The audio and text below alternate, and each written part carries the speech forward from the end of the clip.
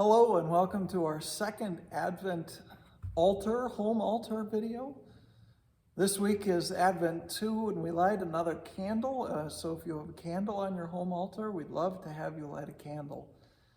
And something to think about this week as we think about Jesus coming is what often are called nativity scenes or creches.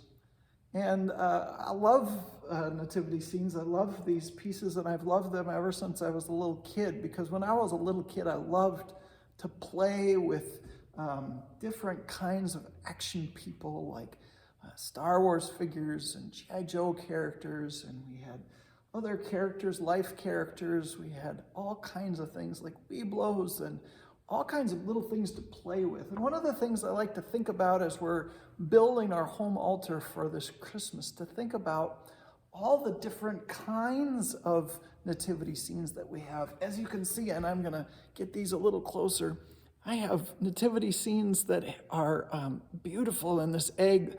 This was made in Mexico, and all cultures have different kinds of pieces. This one here is a Native American sculpture or piece that's just beautiful in its intricacy and its theology, saying, you know, that God's got the world in God's hands, and that world is embodied in this holy family.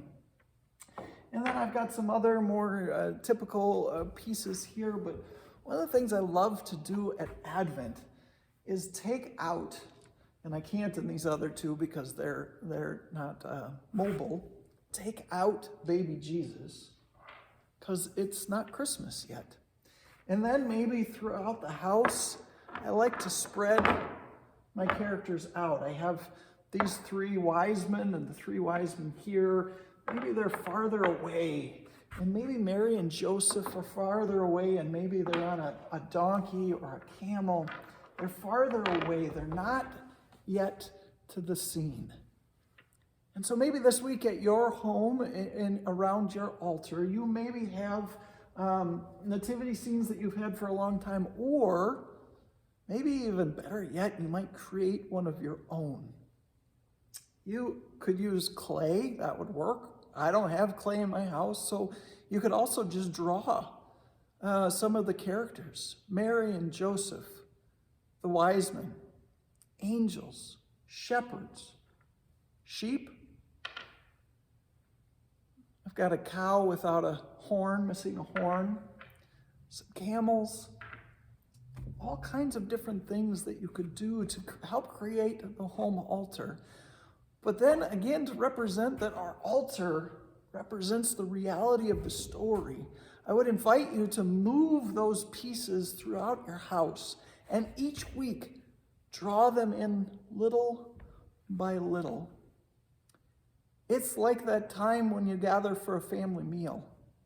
Everybody's drawn in from all different places, whether that be your bedroom or work or school, or maybe just out in the community. It's similar to this altar at Holman Lutheran Church.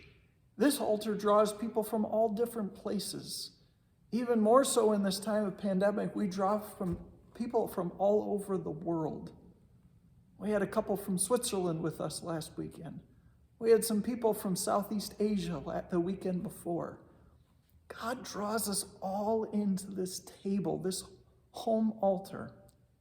Just like God will draw you in to the meal times that you share, and God is drawing all of these characters in to this story of God's love for the world. So this second Sunday of Advent, I invite you to think about, how is God drawing you in, and how can the characters that are here help represent this altar here at Holman Lutheran Church, and every altar that is a table that invites God's love. So that might be in your home.